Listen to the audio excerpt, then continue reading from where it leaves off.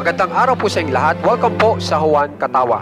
Nadine Lustre at kapamilya stars na nagtap sa Best Dress at ABS-CBN Ball ngayon. Dito po muna tayo sa pangwalo kung saan ay kilalang-kilala po natin at ito po ay si Julia Montes.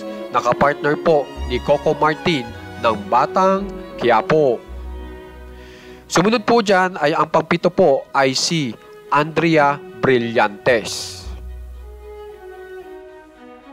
Ang pang-anim naman po ay si Bianca Gonzalez Intal na lagi po natin nakikita sa PBB Celeb Collab ngayon.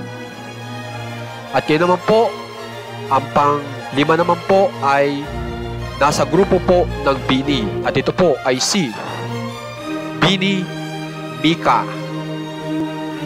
At ang pang-apat naman po, na kilalang-kilala rin po, ay si Kayla Estrada. At ngayon naman po, sa pang-tatlo po, ay kilalang-kilala po sa It's Showtime, si Ann Curtis. At ngayon naman po, dito naman po tayo sa pangalawa, kung saan ay siya po ay nalilink kay Jericho Rosales. At ito po ay si Janine Gutierrez.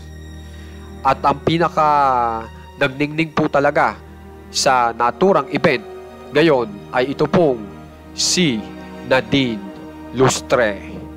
So panoorin po natin ito.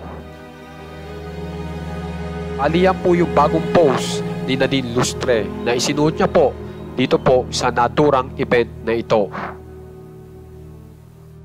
Na kung mapapansin nyo po ay kahawig po nitong Hollywood star na si Audrey Hepburn.